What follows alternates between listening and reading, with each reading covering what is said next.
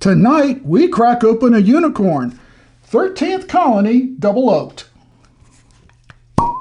Welcome to the show.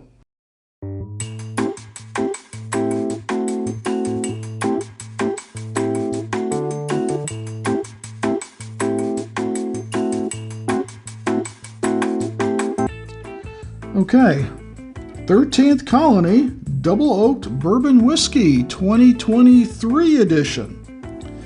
This is batch 524, bottle 1365. It's 136.8 proof or 68.4% alcohol by volume. And in case you're noticing, like, hey, there's a little something different tonight, Mike. This is actually a day later. And let me explain. We did our cork pop and we went right into our tasting like we normally do with the first pour. And I recognized something immediately, a mistake I was about to make that I made before. And that was not letting it breathe enough. Same thing happened to me on the Blue Note Uncut, happened to me on the Stag 22A, happened to me on the Jack Daniel's Barrel Proof, is that in my urgency, my excitement to taste, 2 minutes, 4 minutes, 5 minutes, 20 minutes is not enough time for bourbons of this proof, this caliber, to breathe. So we thought, okay, we'll come back tomorrow night and just start over. So being truthful here, transparent, we have tasted it and we decided it needed to breathe longer. So we've done two things. We've let it rest a whole day, and we've done something I read about a little while back, and probably a little controversial, and it involves this guy. So here we go.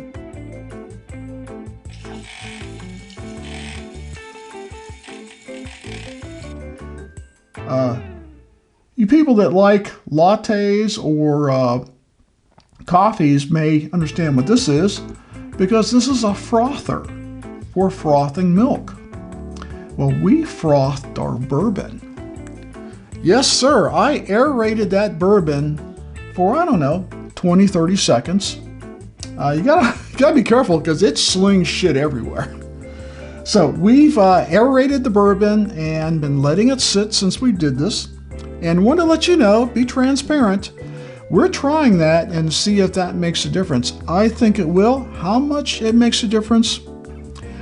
Probably not as much as letting it rest a week or two, but I ain't waiting a week or two to get through this video. So what do we know about the 13th Colony? Well, it's got a consistent mash bill with the regular bourbon, Southern bourbon, which is 70% corn, 21% rye, 9% malted barley, locally Georgia grown and sourced whenever possible. You can go to the website here, 13thcolonydistillery.com, and they'll tell you about the double oaked bourbon. And of course, it says it's in stores now. Good luck with that. The 2022 release, and I find this a little interesting while we're letting it breathe some more. The 2022 release was 135.3 proof, only 1,848 bottles. It was batch number 492, and the allocation, and I didn't know this, was Georgia only. No wonder everybody was looking for this stuff. Well, the 23 release is slightly proofier at 136.8, 3,216 bottles in batch 524. And the allocations this time were for Georgia, Tennessee, Texas, Arkansas, and online, and two online dealers, Sealbox and Bourbon Outfitters. Now, I do business with Sealbox. I know the owner of Sealbox. I haven't done business with Bourbon Outfitters, so if you have good comments about Bourbon Outfitters, leave them in the comments below. If you say stay away from them, leave them in the comments below. I've got good, nothing but good history with Sealbox. So, I think it's rested enough. We're going to place the bottle right there. And I will tell you, if you're having a hard time finding it, I had a hard time finding it too. I was lucky in the part that I knew a bottle shop that was getting an allocation of it. And I put my name in, and they didn't get the allocation when they were supposed to. So we thought like, oh, I'm never going to see it. The luck was that they got their allocation. The work that I put in was making that relationship with that bottle shop.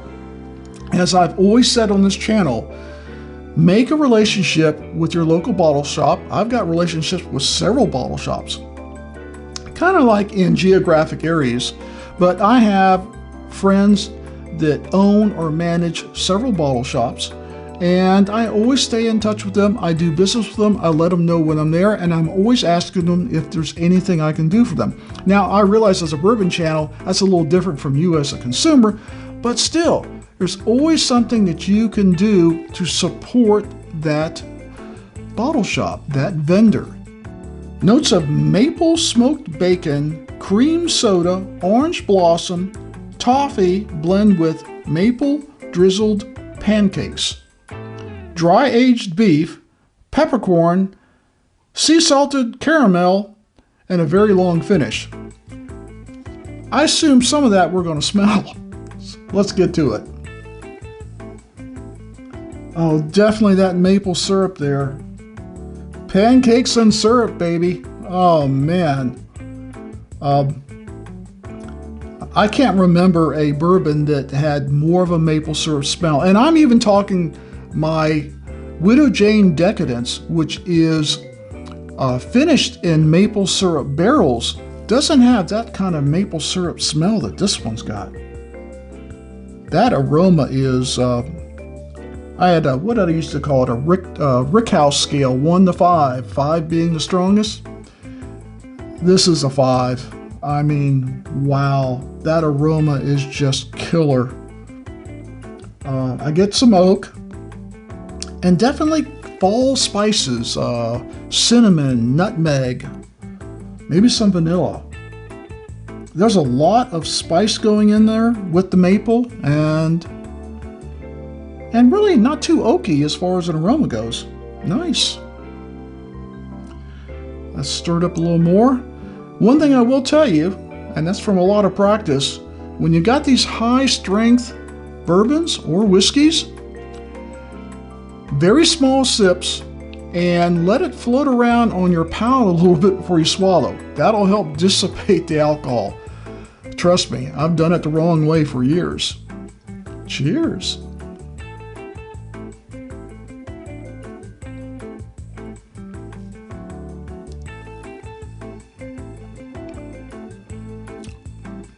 Wow.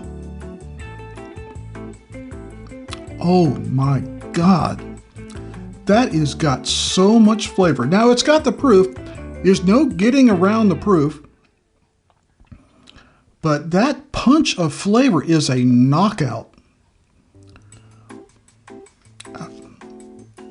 You get hit with a missile of baking spices, and that nutmeg, cinnamon, fall baking spices, like in a fall treat you get at Thanksgiving, just knocks you over.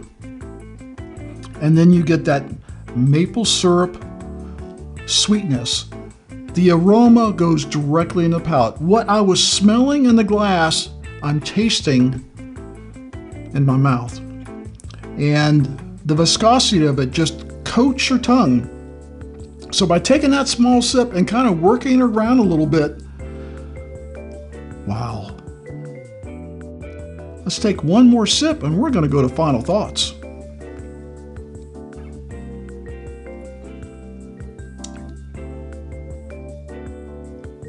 If I told you this was amazing, would you believe me? Believe me. I was thinking about the other day, really was thinking about the other day, about doing a show on my 10 favorite bourbons of 2023. And I started working in my head. I got a few that automatically popped into it. Some of them are brand new to the bourbon world. Some have been out for years, but still, it's my list and my list of the 10 top or 10 favorite bourbons of 2023. And I really want to do that before all these new releases come out, like between Thanksgiving and Christmas, and just like flood the market. And it'll be like, we're setting it for October. That's 2023. Any ones that come out past that, I'll consider in 2024. But for 2023, this just made the list. Automatic. It's in the list of my top 10 bourbons of 2023. And I'll tell you, it's pretty high up on that list. I don't know it's my favorite, but it could be. This is probably the most interesting bourbon I can remember in a long time. Well, the last time I was so excited about a bourbon was probably the Widow Jane Decadence, and that was a long time ago. This is exciting. It's too bad it's allocated and limited release. It's too bad that I probably can't get another one till next year. But I'm going to savor it like I do my Stag and a few other ones I've got up on the shelf, and it will be up on the top of the shelf, and I will save it for special occasions. What can I say? It's that good.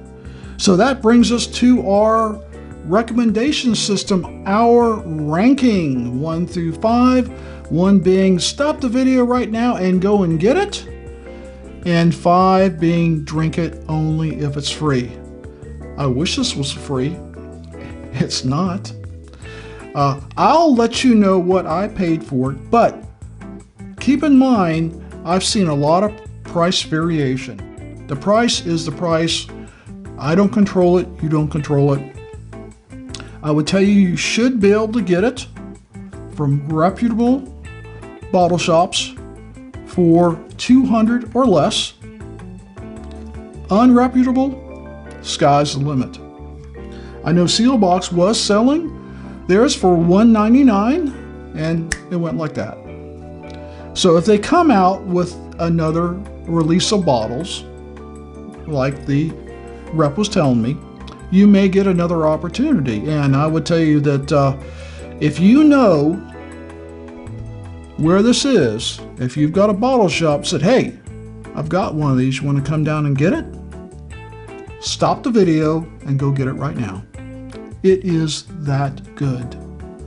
If I knew where another one was, I would stop and go and get one right now, and then ask one of my good friends, have you been looking for this? Here you go. You can pay me later. Because once you try it, you'll be glad to pay me. But there's limited bottles, so I'm certainly not going to be hoarding 13th Colony. I doubt I'll come across another one. I was lucky. So, solid number 1 recommendation, top of my list. I can't give you any better recommendation than this 13th Colony Double Oaked. Now, let it breathe, savor it, small sips, make it last, because it may be another year before you see another one. That's about all I have for you tonight. I've got a couple samples for friends I need to pour that I promised to, because this is all about sharing a wonderful bourbon. So please like this video, comment and share, and if you've gotten one of these, let me know how you like it.